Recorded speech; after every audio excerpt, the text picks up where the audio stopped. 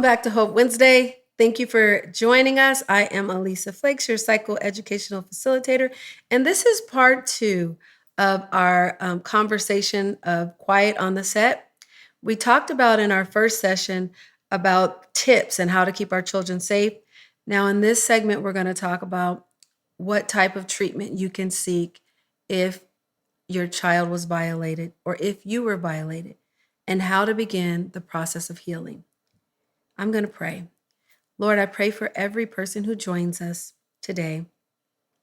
I pray that you would help them to know that you are willing to walk with them through this journey and that you've always loved them and that sin entered the world and death by sin, abuse by sin, and all of these things that harm us are the result of sin and choice. But Lord, most importantly, help us to have hope that you can heal us. Although that some of the listeners have been through traumatic events, you're able to heal them and you're able to make it, oh God, where they are functioning, where they are thriving, and where they are able to live the life that you died for them to have. In Jesus' name, amen. All righty, I'm going to take a deep breath because this is hard for me. I've sat with so many clients who have had the job of journeying to recovery because they were exploited as children. Or as adults, they participated in unauthorized sex and it left them feeling shame, disorganized, and unworthy. So again, I'm going to reach out to you and I'm going to just begin the conversation of what it's going to look like on the healing journey. Because again, it takes time and each step is worth memorializing. You need to be heard. You need to be in an environment where someone can support you, where someone can become the hands, the heart, the feet of Jesus, and you can encounter how to heal in community. It was someone who broke you. You had a human experience that injured you. So it is going to be connection with other human beings and of course with the Lord that affords you healing. So I want to start out with the some of the things you can do for children. And I've seen, like I said, traumatic stories and traumatic sexual abuse cases within children. And I do believe this. I believe it wholeheartedly. There is treatment and healing.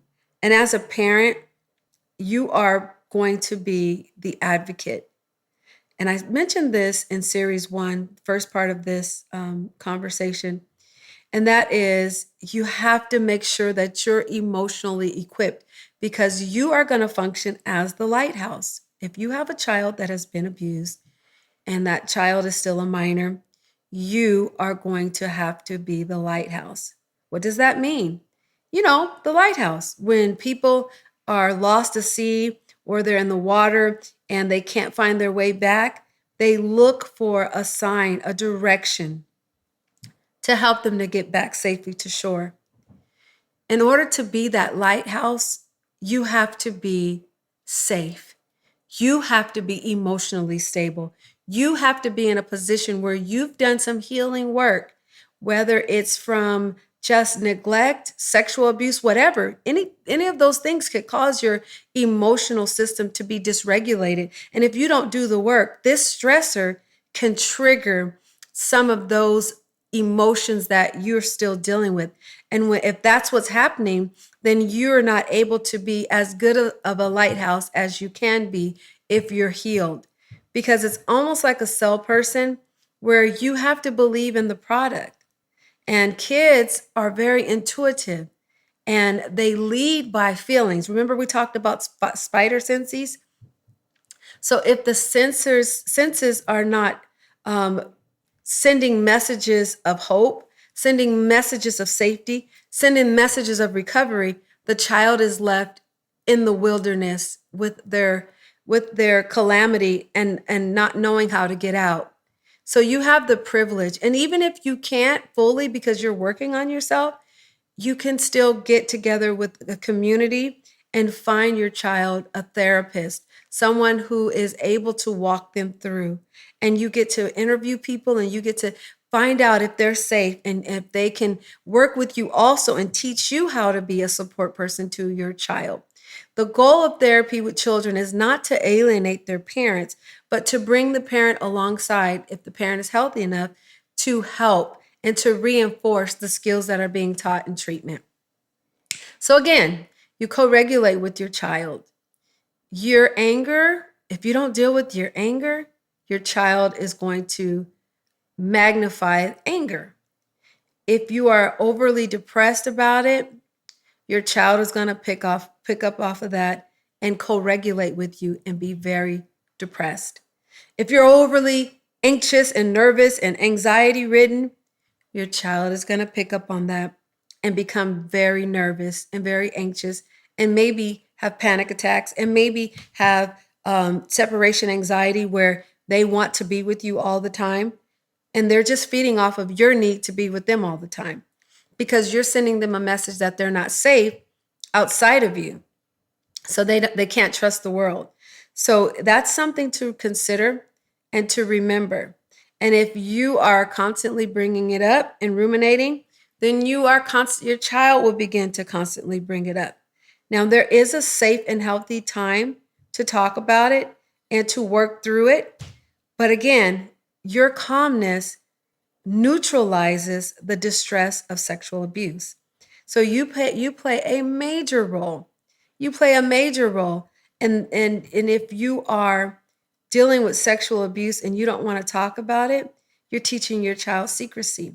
So you get to decide how you're going to join your child, or are you going to avoid and make it even more difficult and not validate your child and teach them that they must go through this alone without support. Parents are supposed to be their child's primary support person, or the caregivers are. So again, after you neutralize the emotions and you model that emotions are notifications, they're not good or bad, they're just notifications, and you allow the child to see emotions differently and to experience emotions, then you get to show them what to do with that emotion. And for children, they might not want to sit around and talk about it all the time. They may want to play a game or color or create a project, or even sometimes if you're walking or if you're driving, that might be a time where they might want to process it. But they're not like adults. They don't process, let's go to Starbucks and talk about it. Let's go to Chuck E. Cheese and talk about it. No, they do. They process through play. They process through movement. That's how they process. And you just have to be ready. They don't process with questionings. A line, how are you doing today? Are you okay? Is anything bothering you? That's interrogative. And children don't do well with that because they're just going to say, they're going to give you yes and no answers. So it's important that you avoid the interrogation. Next, it's going to be important that you are able to do some sexual education. You should have done it before. And even if you did do it before, it's time again to review sexual education. If you have a relationship with God, it is also going to be important that you teach your children about the sin nature. You want your child to understand that God is a good God and God is everywhere. And just as God was in the garden when Adam and Eve sinned, he didn't stop them or block it because of their choice. They need to know that sin was the reason that they were assaulted, not God. And how we don't all, and you have to be honest, sometimes God does protect and does interrupt, but sometimes he doesn't because sin is in the world. And that's why you teach your child, and you first, how to trust God and how to know that God is going to heal. But it's important that you give that peace, because at some point when there is higher down the road, the forgiveness piece, and when that comes to play, it is important that they understand that it's a sinful nature, that we're all born in sin and shaped in iniquity, and that if we don't obey God, we could become predators if we don't, align ourselves to God's will. So um, we want to give that information carefully at the age appropriate dose. And then you want to offer protection for your child. Usually there's a lot of guilt because you feel like I should have been there. And just as I stated, God was there and he watched the collapse of humanity. So being there is not always possible. And it does not mean that you can be there 24/7 to interrupt it.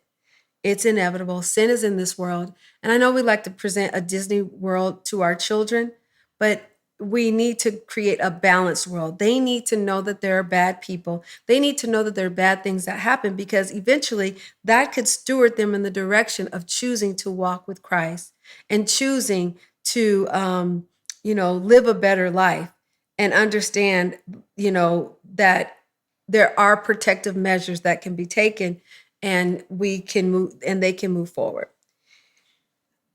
You get to also, with the protection piece, let them tell you when they feel safe.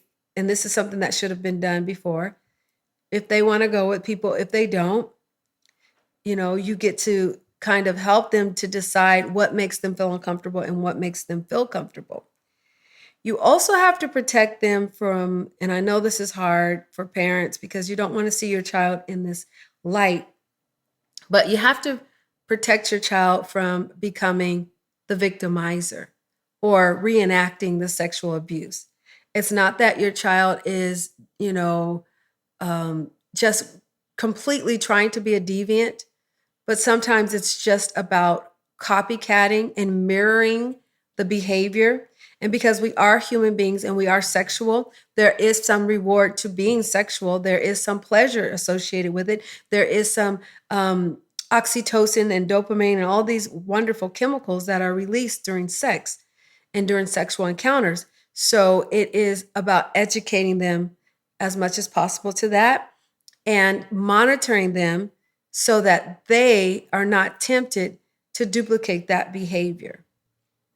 And it's not that you're going to, overly watch them and make them feel guilty and they haven't done anything, but you want to kind of neutralize it with the normality of how sometimes behaviors are picked up, but they don't have to be. And this is how, you just go back into reinforcing your body is your body, their body is their body, boundaries. And and it's unfortunate that you do have to talk about sexual and sensations, but you're gonna have to have that conversation, because it's what do I do now with these sensations?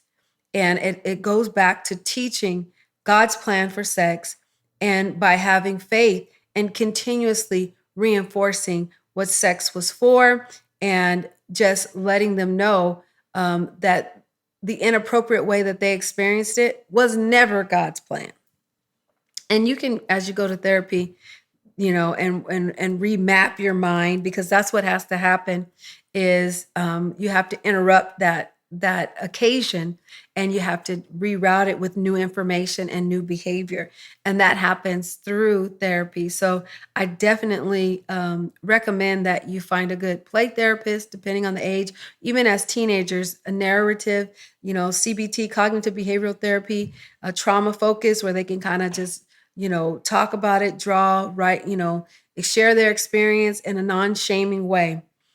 And then you have to watch out, again, with the protection, and know that Pandora's door box was open. And you may have to even be very cautious of their phones, what they watch, because they may become more curious and want to see nudity, or and it just pops up on their phone. So it would be helpful that you kind of monitor what they're watching, and just to kind of help them, prevent from that type of influence getting into their systems any further. Watching them with their sexuality, if they are identifying now, if it was a girl who was molested and you see that she's more tomboyish, or she's kind of moving in another direction, it's okay to have the conversation and deal with the sexuality piece. And because sometimes girls feel like, well, if I'm a boy, then maybe a boy won't want me. If I act like a boy and look like a boy, maybe a boy may not want me. Sorry, I got tongue tied.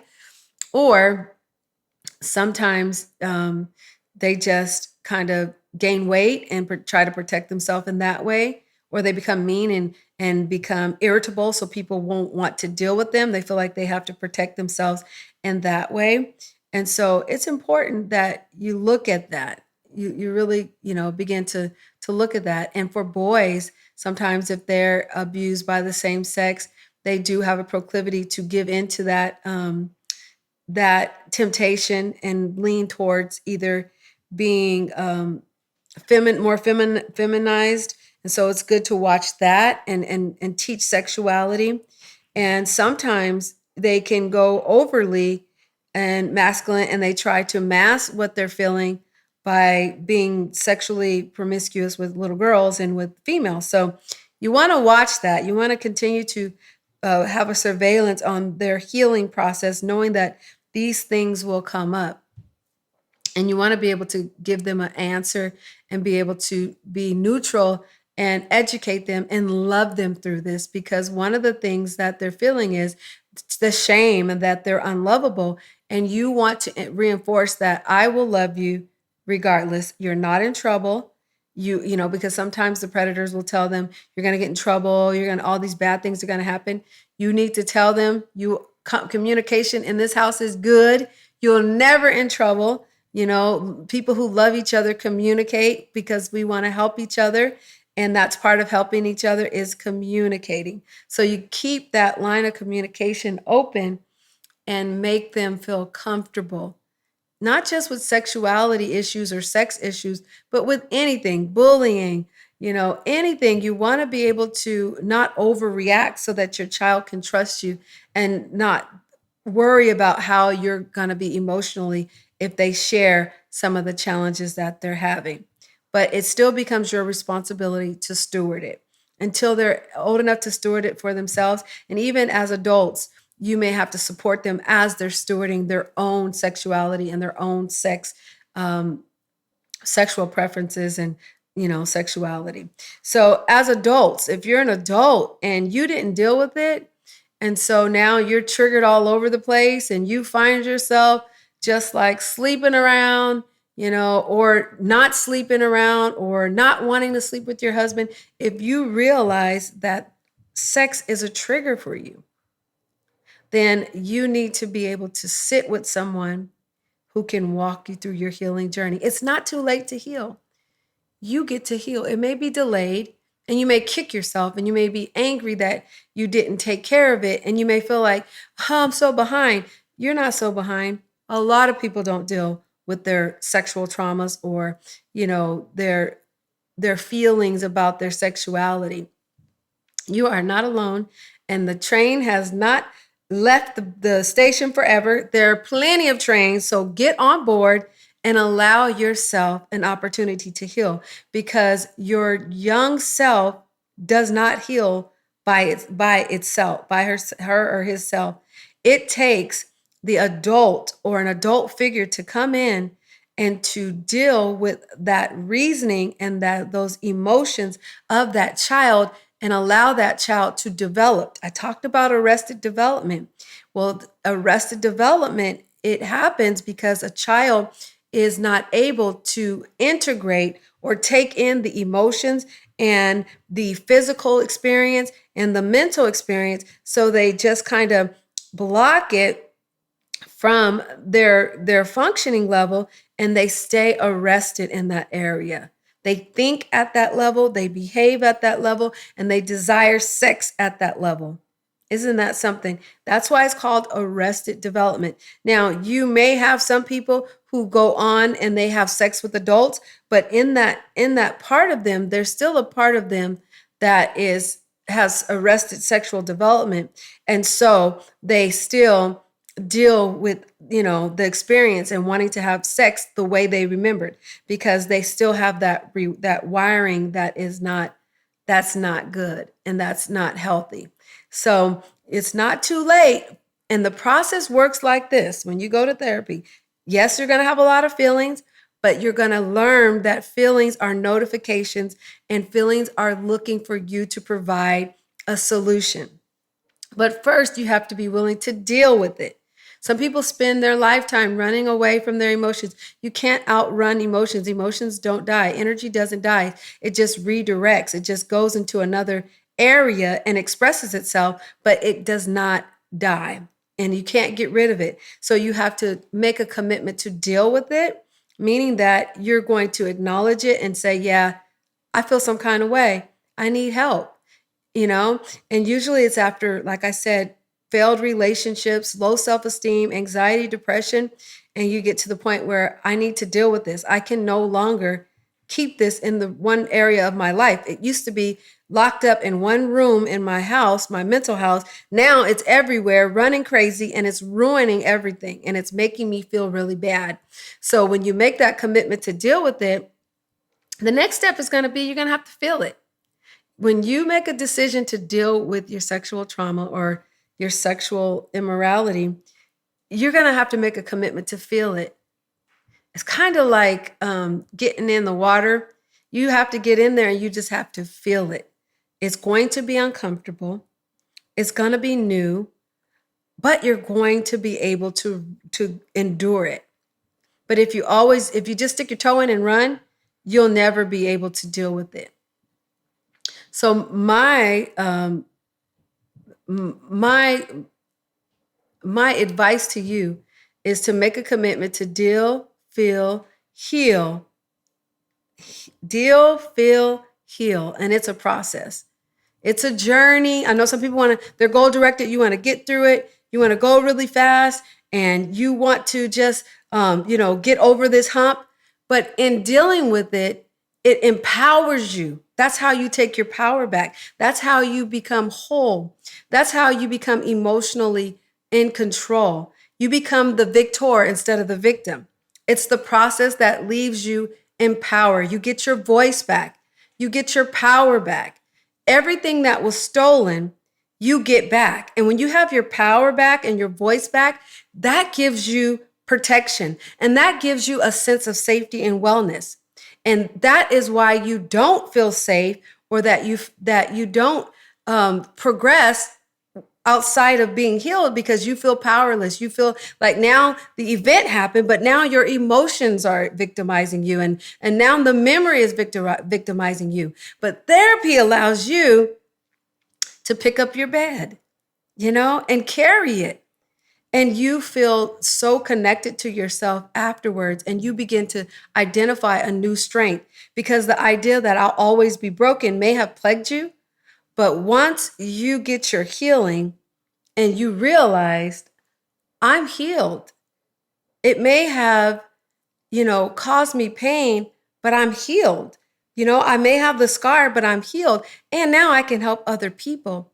There is life after sexual abuse. There is healing after sexual abuse and sexual immorality. You get to walk in another direction. You get to abandon the place where you were and walk towards the life that you want. So in dealing, feeling, and healing, as the Bible says, you're remapping. You're going to be transformed by the renewing of your mind. You're going to get a whole new adult, healthy thought about sex and sexuality. Because as a kid, you were never supposed to try to figure it out. And you didn't have a good teacher. You had an abuser teach you. So now as an adult, you get to remap and say, no, I may have felt that way as a child, but it's really this. So although you can't go back and change the incident, you can narrate it differently. You can change how you feel about it. And there is a term called retroactive causation in physics where you can literally, you can go back. And so God goes back and he heals those parts of you that are not healed today. So God is not in time, so he can go outside of time, and he allows healing when you allow him to go back with you. You get to go back with him as an adult and check on your wounded child and do the work.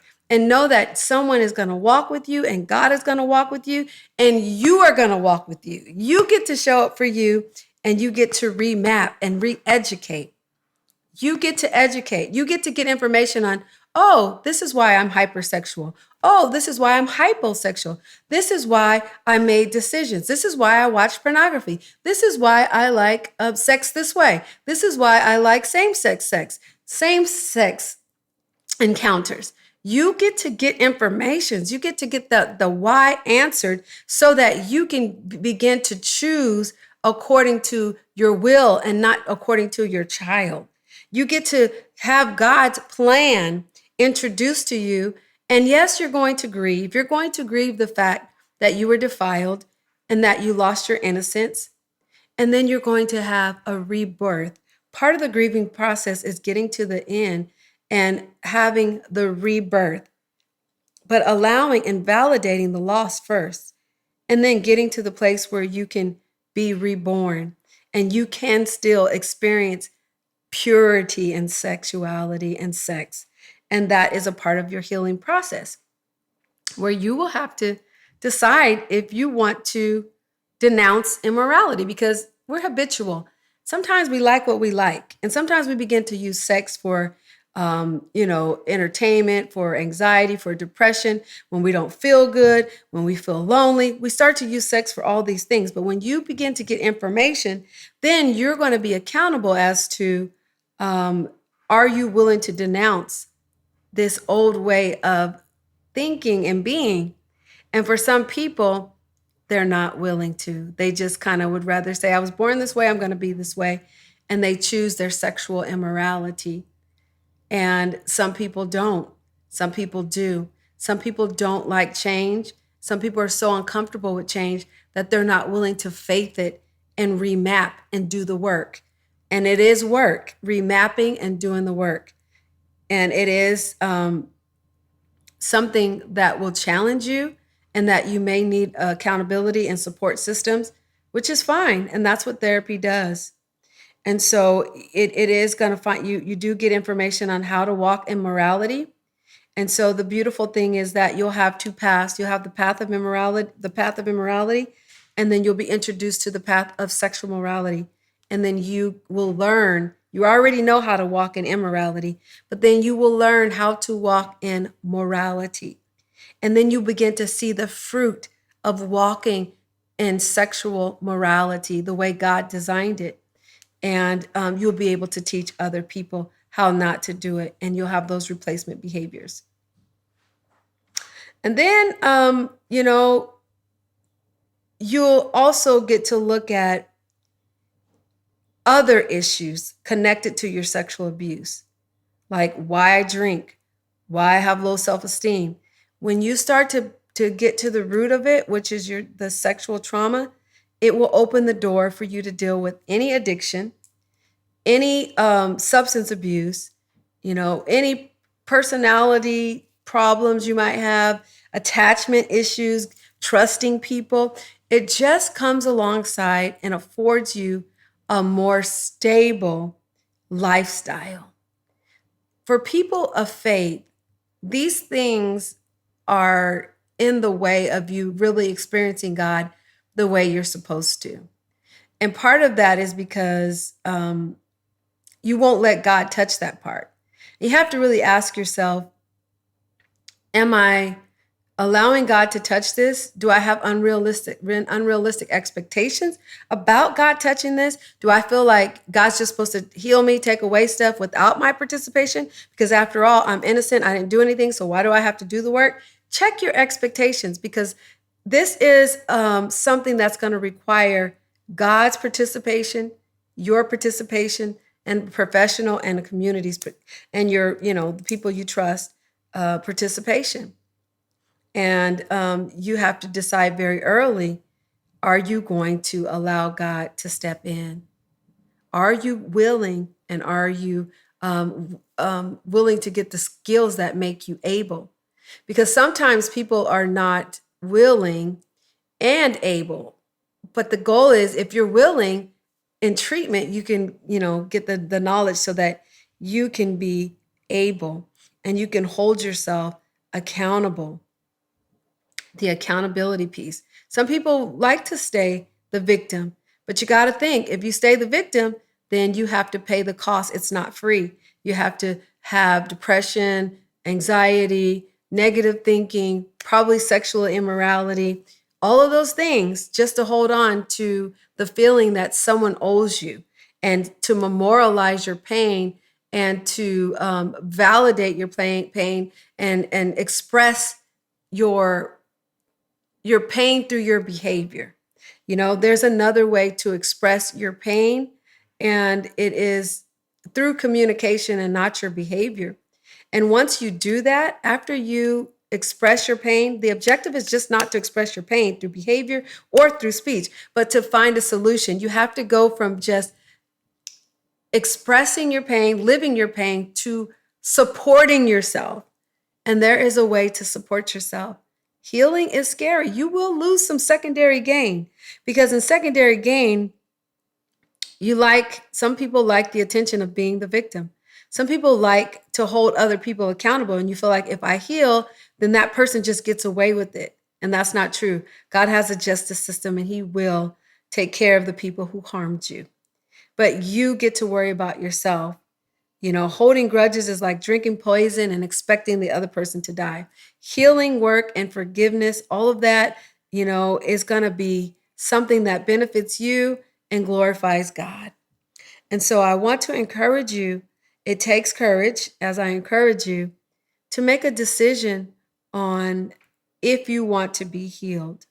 And that's one of the questions that Jesus asked the man at the pool, because it's so important. You would think that people go to therapy. You would think that people living with trauma, sexual trauma, would want to be healed. Everybody don't want to be healed. It works for them.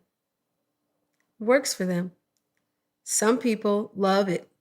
The Bible says men love darkness because their deeds are evil, rather than light because their deeds are evil. Some people have fallen in love with sexual immorality, and they don't want to change. Some people would rather live duplicitous lives where they preach and they're sexually immoral. They sing and they're sexually immoral because they think they can do both. And they think that they have a right to do both, right? Because they're the victim. They have the right to act out what has been acted onto them. Some people don't want to be healed. And that's why Jesus asked that pointed question, do you want to be healed? It's that's the biggest part of the recovery is your want to, the willingness, because if you are willing, God is able. And of course, your child wants to, and you have to decide, do I want my child healed? Or do I want to be mad and vengeful and focus on the exploitation and the abuse? Or do I want my child healed? Those are hard questions. I won't go into it too much because that would be something you're going to have to deal with in therapy.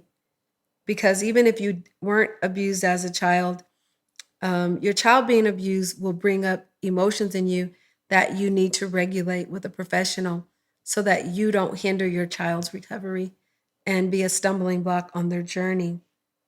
This is hard work. And this is why you see why last week or the first session of this last month's playlist, we talked about how it's just preventative and how to become a protector, because the aftermath is a lot. And some people deal with this for decades and decades. And like I said, it doesn't go away until you deal with it. It is the monster under the bed. It won't go away till you lift the mattress up or you look under the bed and you face it and you begin to deal with it as an adult. And you begin to set up support and information to help you be safe and to feel safe. Prevention, they say an ounce of prevention is worth a pound of cure. But there is a cure, but we want to focus on the prevention as well. I hope this has helped someone to just think about it. Just be willing to consider your life healed. Consider your life whole. Consider your life the way God designed it. And yes, while it may be difficult, the journey may be difficult, but taking back your emotions and your peace and your safety and sanity, they already took enough. They already took enough. Now, the way to um, kind of get the most out of the situation is to heal, is to rise like the phoenix and become more than a conqueror. The Bible talks about becoming more than a conqueror. The healing process allows us to become more than conquerors. I hope this bless you. Please share this with someone. Begin the conversation, but don't end it. There's a lot of work to do. God bless you.